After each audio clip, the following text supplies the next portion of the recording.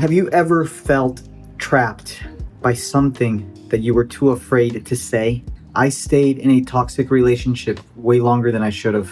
Why? Because I was afraid to express my truth. So today I'm confessing my shame and how I got my power back. And I'm going to show you a few different ways where you can start to practice releasing your shame or that's something that's been holding you back. Because I don't want you walking around carrying the weight of something that's not making you feel good. And when you get off your chest, what's been holding you back, you start transforming into your future vibrant self. Okay, so imagine this. You're in a toxic relationship that's run its course. You care about this woman, you love her, and you don't want to leave because a man who's committed into a vow of marriage never leaves his woman, even though you're a man with a good heart, even though this relationship is suffocating your self-worth. So what's it going to take for you to call it quits? Your finances are on the line, your future, your property, but most important is your inner peace, what you like to call your precious mental real estate. Think about it. You got one body. In this single body, you can have 10,000 thoughts going on at the same time, and they can all be combating each other. Nonetheless, you need inner peace, and you're never going to attain it with her. So you got two options. You can either stick with her, knowing this very well, or you can choose to do the hard thing and find out a new way for you. So you're stuck. Your mind's telling you one thing, your life's telling you a different thing, and you're being pulled at both ends. But you carry the shame because you're a man, and a man has to act and behave in a certain way. You recently heard a quote that stuck with you, which is that at some point in a man's life, he's gonna go broke. Financially, heartbroken, professionally broken, whatever it is, you're going to deal with some sort of break. You're gonna go broke. So knowing what potentially awaits you, you weigh out all the options and decide that letting her go is the best way for you to move forward with your self-worth. You think this, but you're still anxious about it because you still got to tell her. You still have to bear your soul. You got to deal with the consequences. So one night, D-Day comes. It's dinner. You eat in silence.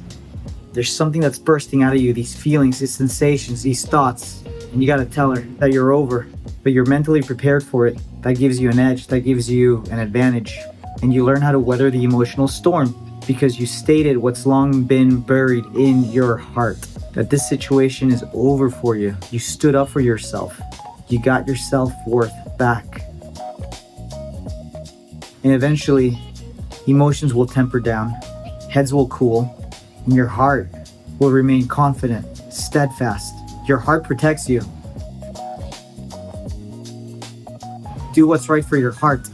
You choose this power, the power to walk away, all because you bared your soul. Your power is in that acceptance that your heart has your best interest. Now that's my story. Now let me ask you, what's in your head right now? What's in your heart that you need to get out? Do you feel powerless in a relationship, in a job situation, in a family dynamic? Are you giving something too much attention and not doing enough about it? Not owning up to your power. You hold all the cards. It's your life. So how are you wasting your precious acres of mental real estate? Okay, so now I'm going to give you 3 practices that you can do in order to start revving up how to bare your soul. So number 1 is prayer. You literally go for a walk outside or find a place in nature, or you do it before you go to bed or when you wake up in the morning and you pray. You release, you speak in a place where no one can hear you, and you say exactly what's going on in your heart, what you're holding on to, and you just give it to the universe. You vocalize it. A second way is to look at yourself in the mirror, see what you look like in this moment, and just start talking positive about yourself. There's power in words. Words create a spell. That's why magicians, when they say something, they have to do the spell, the incantation, before the magic of transformation can happen. So you have to address yourself in a positive way about where you are right now and what needs to be changed, and be grateful about it and start doing the change right then and there. Way number 3 is journaling about it.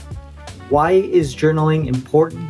It's because you get to physicalize what's going on in your mind through the power of your hand, write out the words and see your words reflected back at you.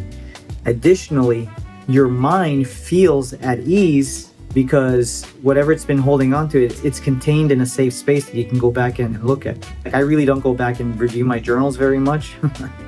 but they're important. And as I'm writing this book on all these stories that I'm sharing with you, I see my mental real estate, what I was going through, and I laugh at it now because holy shit, I could have been in my power way earlier if I just spoken my truth in a way that honored my self-worth.